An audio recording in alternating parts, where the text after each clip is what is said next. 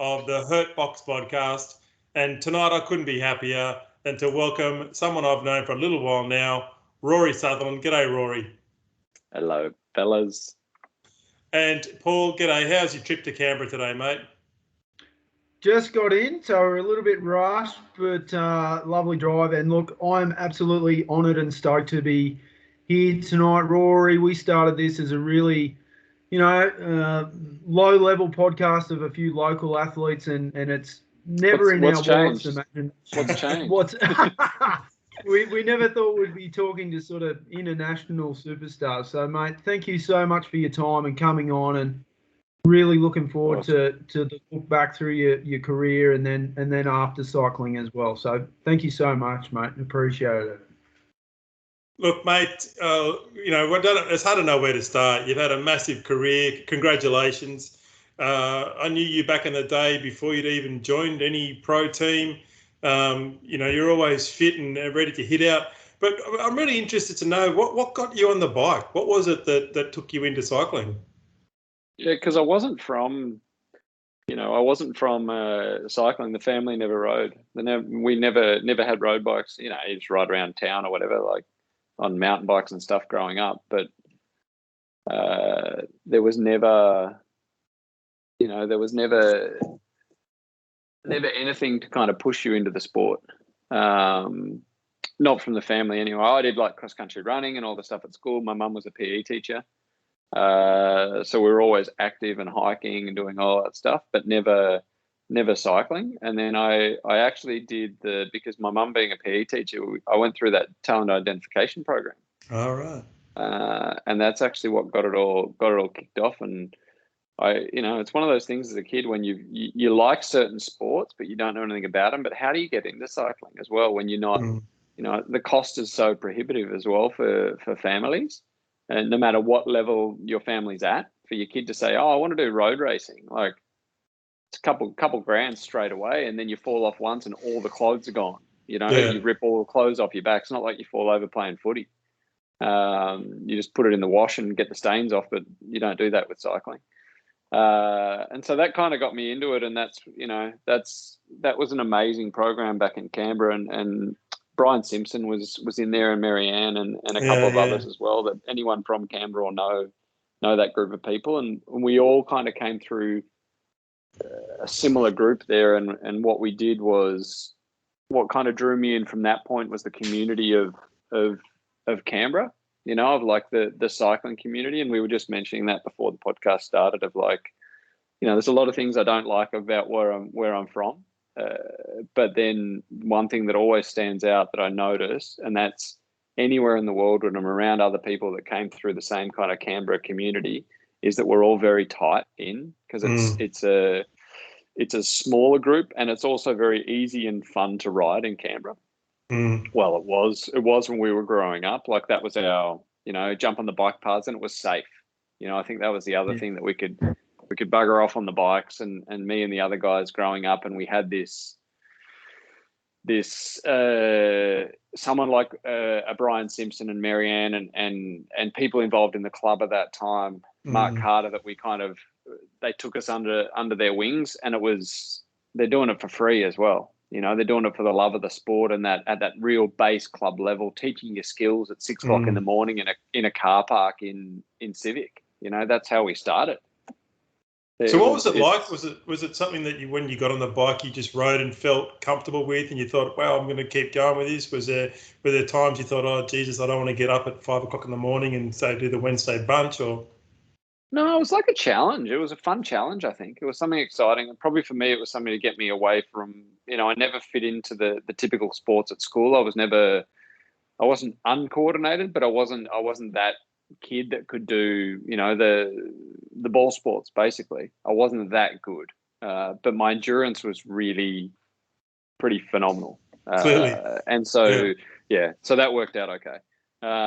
Thanks, Mum and Grandpa, for that one. But no. So doing the cross country running, but there's a level you can get to at school, and you kind of start diverging into a different area, and that's like those teenage years, I think. And then that's exactly when I started getting into cycling, and there seemed to be, I don't know, there was like an excitement of that international peloton and watching the tour on TV. That, what do we actually get? Probably about 6 minutes on SBS of actual footage of the race. The rest was interviews and Gabriel Gatte cooking something or whatever. And looking at the weather. So was it the Hodges and the Heymans and the Rogers? Were they sort of, once you got more into the the scene in Canberra, were they a guiding influence for you?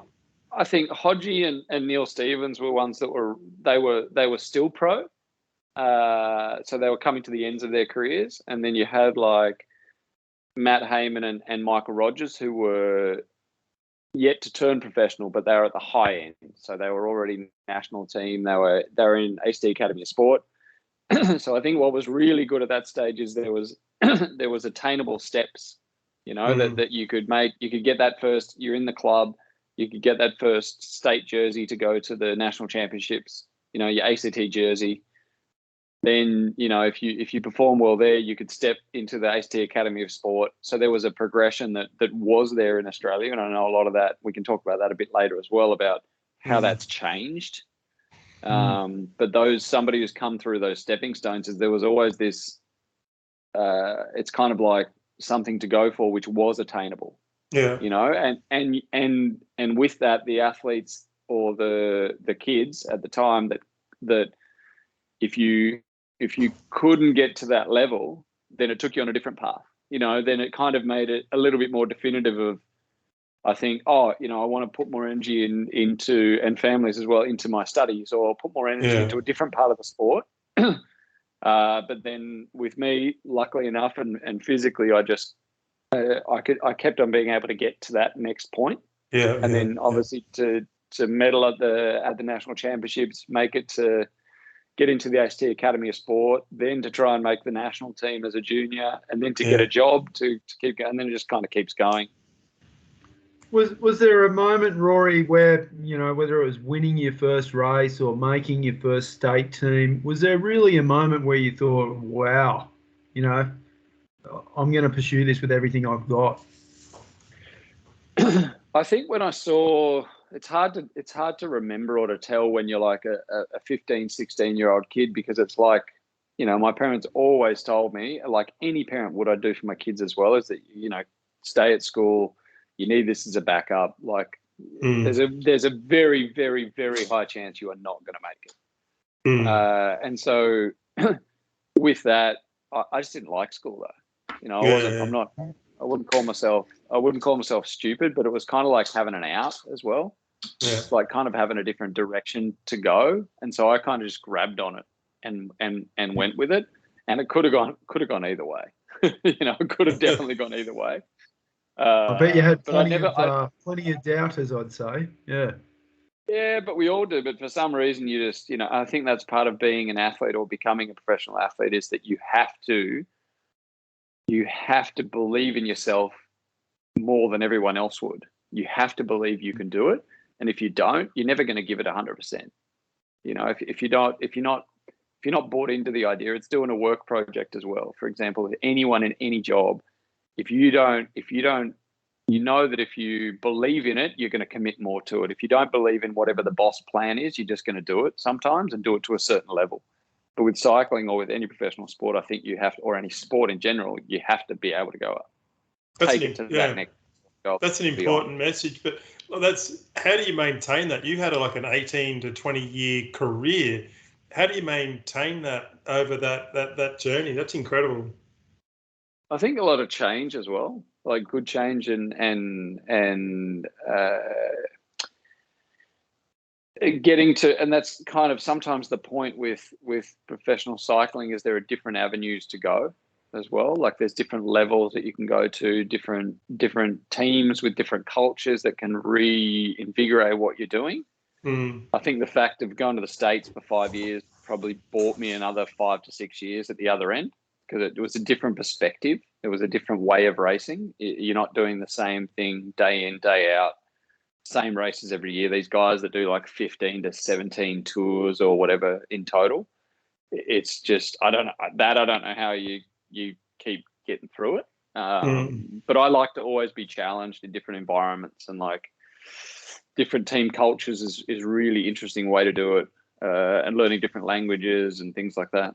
I think you mentioned that. Sorry, Paul. I think you mentioned You're with Israel Startup Nation, you said the culture there was just phenomenal. And if you'd have had that, and you saw it in other places, is there a culture or any examples? Not have to name names or specifics, but are there any cultures where you found it just like really grating or difficult?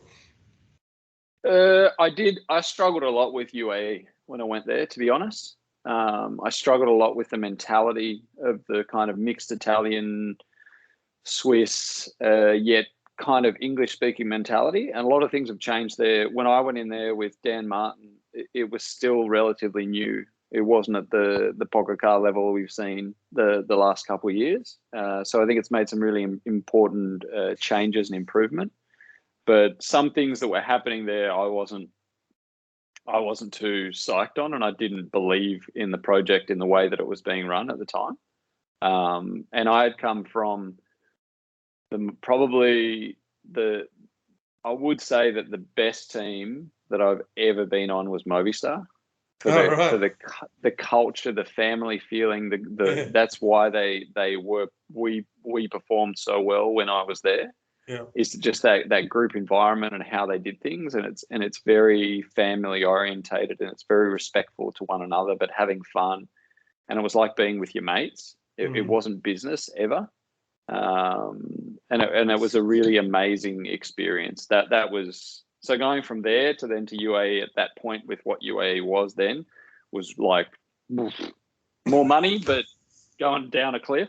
And then coming, like I said, you coming out the other end, and then Dan and I then went to Israel, and it ended up being my last year racing, and it was I had the same conversations with them at the time of the contract as what I did with UAE, but I felt like I definitely felt with Israel that I felt valued from having the conversation. Like, in my opinion, they were asking me questions and they actually wanted the answers. Where I found that with UAE, they asked me questions, but I felt like they didn't actually want the answer, or you give them the answer and they didn't like that answer, so they just go their own way anyway. It's like, well, don't ask me then. Yeah.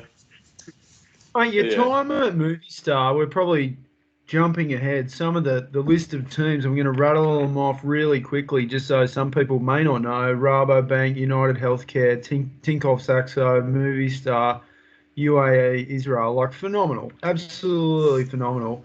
I was going to ask, a lot of people may have seen that documentary on, is it Netflix, about Movistar?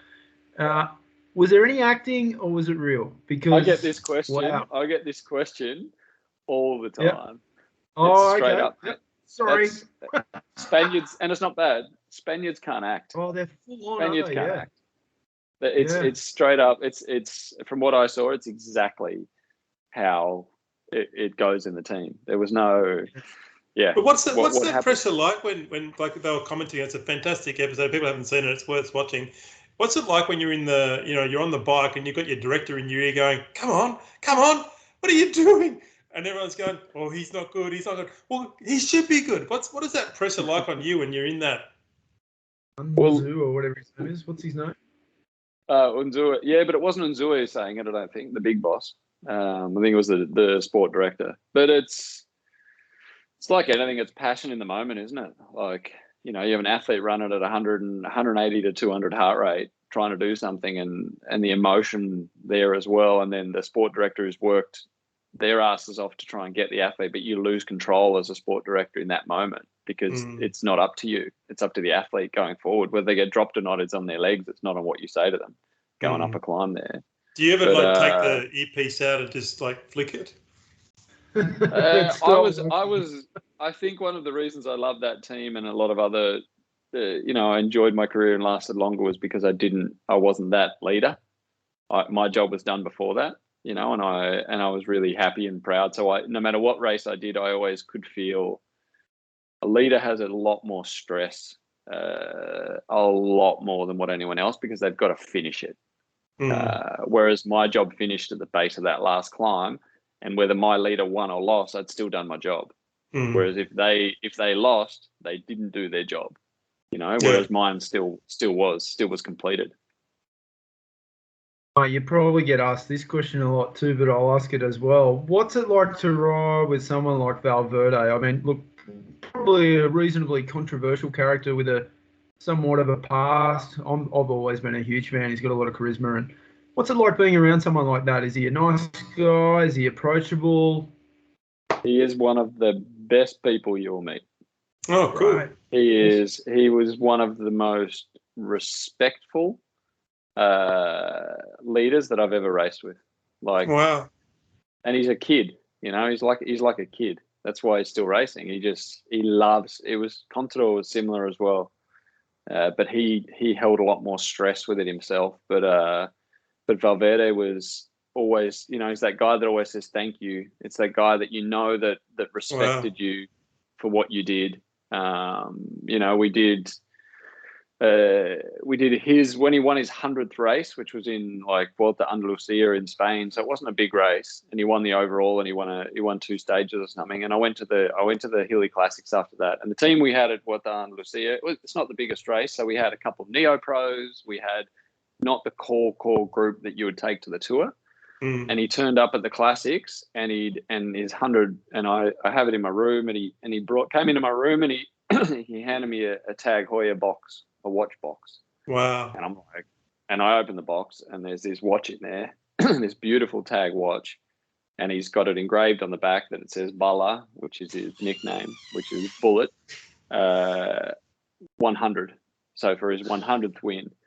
And so all the riders on the team got that from that race. So a Neo Pro just got handed like this Tag watch, of a couple €1,000 for a watch. And it was those little things. He didn't need to do that. That's awesome. And included everyone in the group, even if he knew that maybe one of the guys didn't do their job as well as they could have or should have, and he didn't like them, he still went and did it. He'd always, we go for a coffee ride on a rest day, he'd pay. Every single time he'd walk in and pay for everything every time. So he did. I have a lot of time and respect for him. So he's a true leader by the sounds of it. Yeah. Wow. Yeah, he's a good family man and a good person. From take away whatever anyone wants to think about and whatever happened in the past as what I had with him as an experience as a person. There was it was fantastic to work with. What's the Peloton like? I mean, I read an article by Greg Henderson today where he spoke about wearing the first skin suit in a 220K race, which he won. And he said he copped no end of shit for doing it. People were just saying, oh, it's not common, it's not acceptable. What's it like in the Peloton? Are there people that are going to be there you don't like or you do like, or there's things you should or shouldn't wear? Like, I remember back in the day we were not allowed to wear white socks, with blue jeans because you get pummeled. What's it like in that big seething mass of bodies and bikes and what people will and won't accept? I think I've been out for a year now, and it's changed a lot just in that year as well. But I noticed one of the reasons I retired is that because cycling had changed, and not because I didn't like it, because it was just different.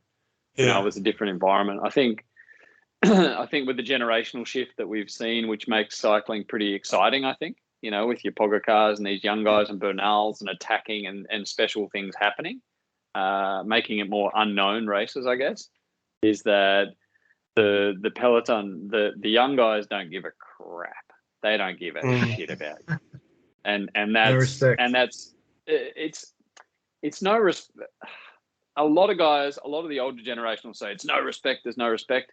But at the same time, it's like, why do you expect respect? You have to, there's some things, yes, you have to earn it and give it, and you can't do certain things, but they're just racing their bikes, and that's, and they're trying to win a race. Like, why can't an Neo Pro win a race?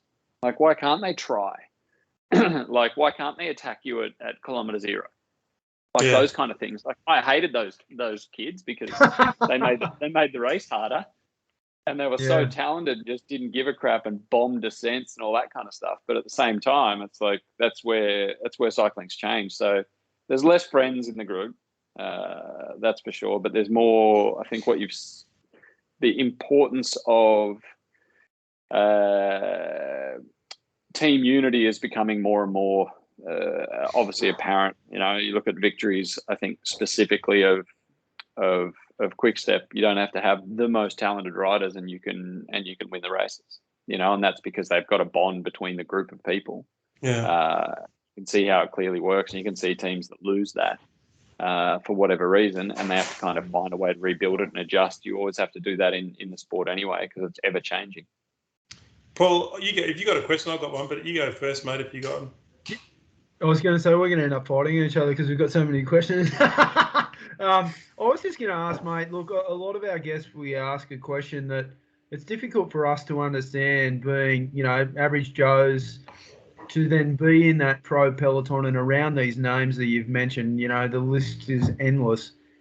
Have you ever had a moment, whether it was your first Grand Tour or where you started a race and you saw someone like Contador for the first time and just thought, wow, I'm just this little kid from Canberra. What am I doing here? Did it ever actually dawn on you, or is it just been normal? No, I think it dawns on everyone those first times, like who you're riding with. And, there's not, to be honest with me, there wasn't many.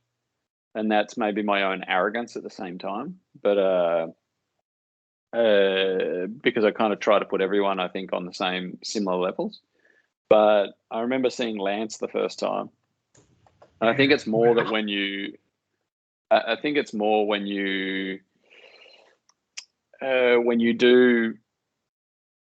see people on TV only and then you see them for the first time, like Lance, I was like, oh, he's pretty small actually. Like, you just get this, you don't know, none of us know. Yeah. You see them in person. So for me, it was definitely Lance, because he was, that's all cycling was at that point when I started racing and he started winning everything. But then after that, it kind of dissipated a bit, like if I saw Peter Sagan, I was like, it becomes normal, and you, I think once you're in the peloton and you get to know some people, you realize that we're all people. We're not objects. We are. You are an object because you're being seen on TV and you're not accessible. But when you, like I can call Valverde, or I've been teammates with him, and a lot of other guys, and Dan Martin. We were, know each other's families, and it becomes more normal. It's more normalized because you have different conversations than just racing. Then So going back to what you were saying a minute ago about, culture and riding with people within the teams, what's it like going from, say, your Saxo Bank or your UAE and into a world championship where you're all of a sudden riding for whoever it is, Simon Gerrans, Michael Matthews, whoever? What's it like knowing that you're going to put every, ounce of your strength on the line for, another team member who'll carry that jersey? Is there any sense of that being different on the day? I think from my experiences in the past, and it's what I spoke about in another podcast that I won't mention the name of it because I'm on yours.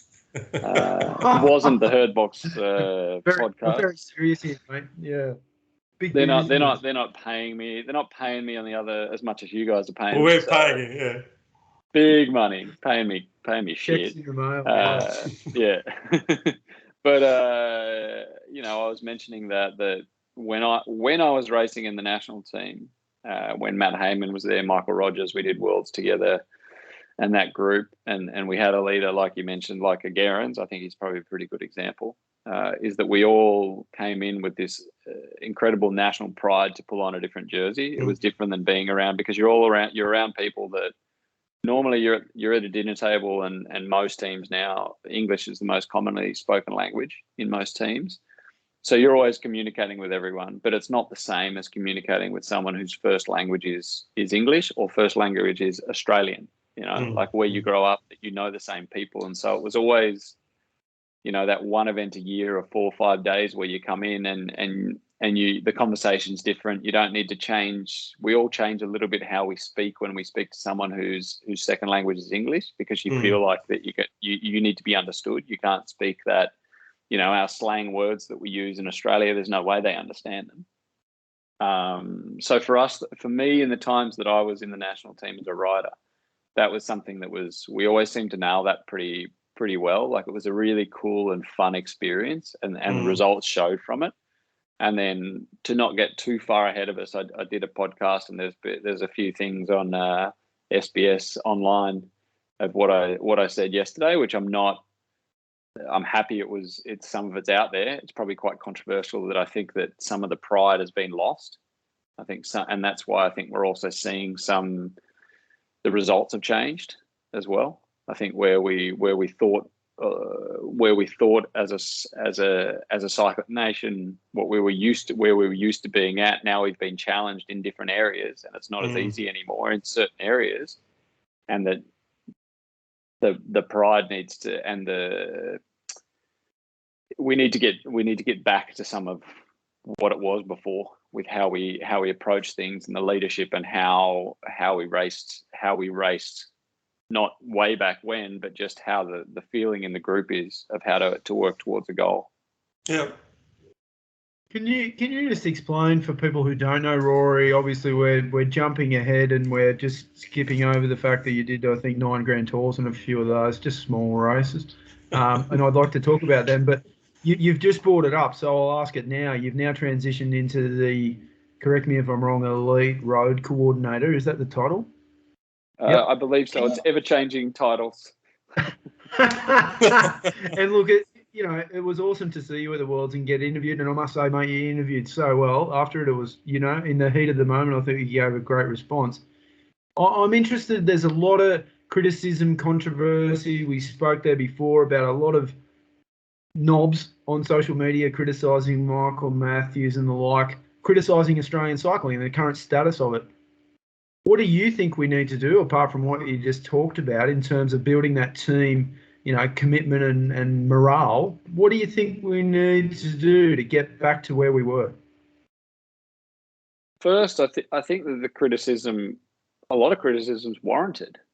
I think we as a sporting nation, when the teams don't perform to the level that they are physically actually able to, it's not like we're lacking talent.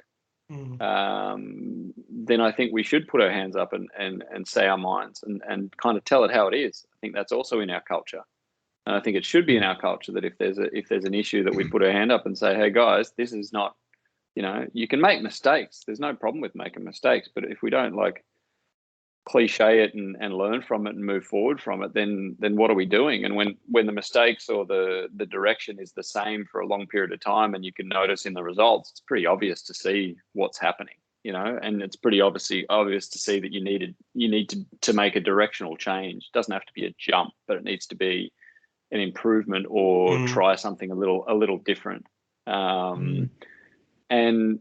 And so moving forward, I think what's happened in these last 12 months with Australian cycling, and then, like I said, everyone, I think every fan in Australia or someone interested in the sport and keeps an eye on it has every right to be pissed off with what they're seeing. What sort of period would you go back to then that you think would be a good example of when we were successful? Was it, your era? Was it earlier than that? Or when do you think is a good example of when? I think you need to look at the timeline, and you look at I know it's kind of a harsh way to do it, but you look at the medal count from the Olympics. So many years, you can see where there's some directional change, and it's gonna ebb and flow. But I think with anything, when it continues in a downward direction, at some point you got to go, well, something's not right here. So there's been, I think there is, and there has been, and there is continuing to be some really good positive change that's happening. And it's one thing I said in the other podcast that it will not be mentioned. Simon, bloody hell, this wasn't agreed anyway. is that while I appreciate criticism and I think it's warranted, I think there needs to also be patience as well. I think there needs to be patience that things don't change with a click of a fingers. That a culture needs to be grown, and plans, like anything, it's not going to be like, oh shit, we weren't doing well, let's change a DS in a race, and all of a sudden next year we're going to be winning the world. It doesn't work that way. Doesn't work that way with anything. It takes time. We need to work at it like we work at training. And how we get there, I believe, is the people that are involved. And there are some really good changes happening, obviously with Cycling Australia becoming Oz Cycling. That's one change, everything coming under one roof. So now that we have a really good communication, or we're building the communication more with the group, the mountain bike group, with BMX, and we can all work together. So Wade Boots with BMX, now I communicate with him, and we caught up when he was in Europe this year, and we're kind of, and the sports scientist that works with Road and myself, Eric, he's also with BMX, and so we kind of can cross over certain things, which is really cool. And then with Marnie at the top of Australian Cycling, the new CEO, I think it brings a really different perspective to things. It's kind of gotten rid of, while there are some great things at the time of the old system and the people that were involved before, and they did some fantastic things, time changes and condition change and things change. And I think you can look at perfect examples as the track at the Olympics, that it wasn't all about who had the fastest bike, was it? It is important, but it's not just technology, and everyone's training the same. So how do you make that edge against someone else? So I think there are some good things happening where, you know, me in my role, I'm the only person that I think has ever been employed who lives full-time in Europe. I might be wrong, but many years ago that might have been a bit of a mix, but I'm 100% in Europe because that's where the racing is, for the road. And I think if you're going to have your finger on the pulse, then you have to be here, you know, and I'm happily living here. There's no issue there at all. But Australia is so far away, you know, it's very hard to understand what happens here when you're sitting in Australia. So what we're trying to do now moving forward, or what I've been pushing pretty hard on, and it's getting good response, is that the pandemic definitely didn't help with the distance between Australia and Europe. So I'm not blaming people specifically. When you can't travel, you can't travel. You know, it's pretty simple. But like, we need to get the juniors back in Europe. We need to get the under 23s back in Europe. We need to rebuild that development path, which is starting to happen. And next year there are some really cool things that once they finally do get signed off on, that we can give these athletes, these kids an opportunity to keep moving forward. And then of course we've got a big year coming up with Worlds in Wollongong as well. So we can't exactly come. Are you coming over, mate? I believe so, yeah. Normally, yes. I'll try and make an effort to come up and see you. We'll do another interview. It's going to be huge, mate, down in Wollongong. I think a lot of people will come, and everyone will be excited to see something other than their own house, quarantine as well, in their own state. So, mate, imagining for a minute that you're still fit. If someone's come up to you today and said, you know, Giro, Tour, or Vuelta, what would you choose and why? If I was fit? Yeah, to go and race just today, like tomorrow morning. You've got to choose any of those races. The Giro for sure. I think it's got this weird history and beauty, and it's just, maybe it's also because it's the first Grand Tour of the year and the time of year that it's in the spring, but it was always one that I really enjoyed. I really enjoyed it. The Vuelta is different. It's a bit calmer. There's less crashes and stuff. And it's a bit more, there's less people watching the Vuelta because all the kids are back in school, and you know, it's in September. And the Tour sucks. Tour's the best thing to do, the best thing to win, but but it's stress from kilometer zero in the race. Actually, when you're actually doing the race, it's the least amount of stress. It's when you get off the bike and there's people and traffic and hotels, and it's one of the biggest sporting events in the world. So wow. I think it's the least fun to do, but the nicest one to say that you've done once you've got to the end of it. Can you take it forward to those moments? We like to ask people about, you know, getting in the hurt box, and it's a question we try to ask everyone. Probably the one that I'd like to ask you is, you see a domestique type role leading into the base of a climb or as far as you can go. That guy takes it as far as he can, pulls over. He nearly falls over. Can you take us to that moment? You know, you've just given everything for Valverde or whoever it is. How do you then get the rest of the bloody climb? It's probably still 20 odd Ks to go on a whatever grade. How does that feel? Not fun. But you're not racing it. I think you can recover after those moments as well. I've had some days where I've like literally didn't think I was going to get up some climbs, but you just do. Like you just got to keep going, and you know when you're already cross-eyed. But a lot of the time, I think I was probably incredibly lucky with my physically that my climbing ability was better than others at my weight. Because I was, I always raced at around 75, 76 kilos, and there was 70 kilo guys getting dropped, and I'd still be there, which is good if you want to mess with people's heads, which is fantastic. But at the same time, it's like, I don't know, that's your finish line as well. So a lot of stress goes off. So you just kind of go through the moment, and that's some of the hardest moments, but some of the best moments is then, there's no stress to write up. You can actually enjoy it. You look at things, but it is definitely a struggle because all your motivation and excitement and caffeine or whatever is useless all of a sudden. Like you don't have that athlete, like that bite that you normally do. It's like, I'm done. That's the job done. So your body basically shuts down and goes, well, if you're done, I'm done as well. So it becomes it's complicated. It's complicated. So what was it like? I don't know when I read this, but I think I read that you became aware or categorized as having a diesel engine, which you said at the time, I think, correct me if I'm wrong, took a bit of pressure off you. What was it like trying to, finally figuring out what your role was?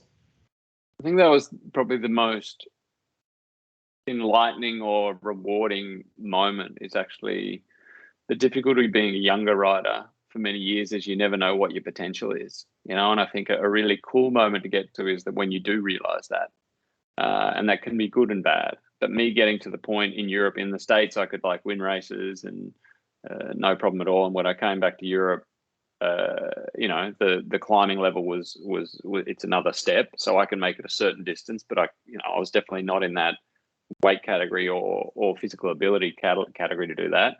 And it's kind of like finding your niche, it's finding your niche. And by finding that niche and then realizing, I realized it took me till I raced, I got put in one or two races with Contador when I was on Tinkoff, and I'd never really been a domestique before. I'd always in the States, I was a leader. And when I was in Europe before that, I was a neo-pro, so I was still finding my feet and I didn't have the experience. And I think coming in with Contador is that I started working for him in a race, and I had a talk with him afterwards, and he was like, no, that was exactly what I needed, and I think I realized at that point, it was probably the experience I got in the States of actually leading races, of kind of knowing what a leader wanted as well. I think that was really important. I think my earpod things just ran out of battery. Hang on. Go back to normal computer sound. Oh, we can still hear you, mate. That's fine. We've got about 5 minutes, guys. Yeah, I've been on meetings. Oh, no way. I thought we had a couple of hours still to go. I've only got up to question 3. So, mate, I another question I like to ask is, we've seen a couple of people, or you see a lot of people struggle moving from being a professional athlete into life post-career, and it's got to be tough for those people. You've obviously stayed in cycling, but have you struggled at all with moving away from being a rider? I think I had a benefit that I was ready to stop. So it was a decision that, again, cliche, but like I could make that choice. It wasn't someone else making the choice that you're done. But maybe they were doing that as well. But I had an offer to do another year. And I was like, you know what, it's not fair because I'm not in it. Like mentally, I don't want to race for another year. I'm good. And so that's one benefit that I had. I know a lot of athletes that end their career in a way that they didn't choose for that to happen. And that's very big struggle. Secondly, I stepped into 2 jobs pretty much straight away, which also is very incredibly helpful because you have a challenge, you have something else. And then, I've always been pretty active in terms of, we've got a couple of businesses over here in Spain as well. So there's always, and 2 kids, you know, a 12-year-old and an 8-year-old. So there's always something going on. It's not like we just go from nothing. And then we also stay living where we're living. That's another big one, is that we're not, everyone gets up and you move to it's like your life changes dramatically. However, I will say that I have to kind of force myself to exercise more now, because I don't really want to. But what I did realize, and it happened this summer, is when I kind of didn't do as much exercise in general, and I thought everything was fine. And then I noticed, like, mentally and like your emotional state as well, it wasn't quite where I wanted it to be. I wasn't making good decisions as well. And I was like, shit, I've got to actually physically think about depression without being possibly depressed. Yeah. Of like, I don't want to go exercise. I don't want to go out and do this. But until I went and did it, then I want to do it again.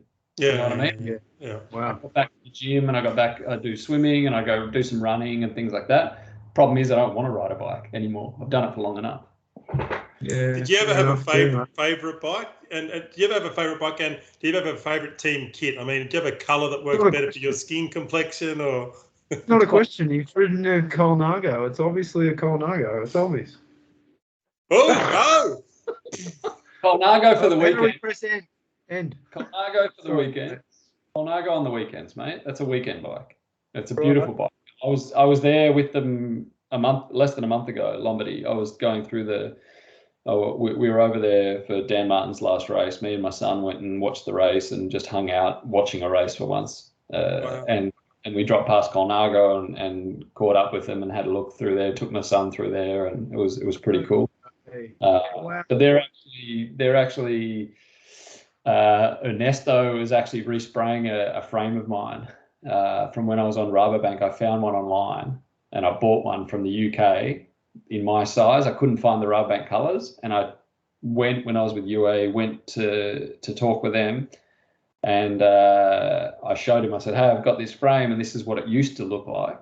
I want to rebuild it. Can you respray it? And the guy next to me, the translating guy, he's like, no, we don't respray bikes. You know, we don't do that. It's too complicated, etc. And Ernesto, the old mate, was there, and I don't speak that much Italian, and he doesn't speak English at all.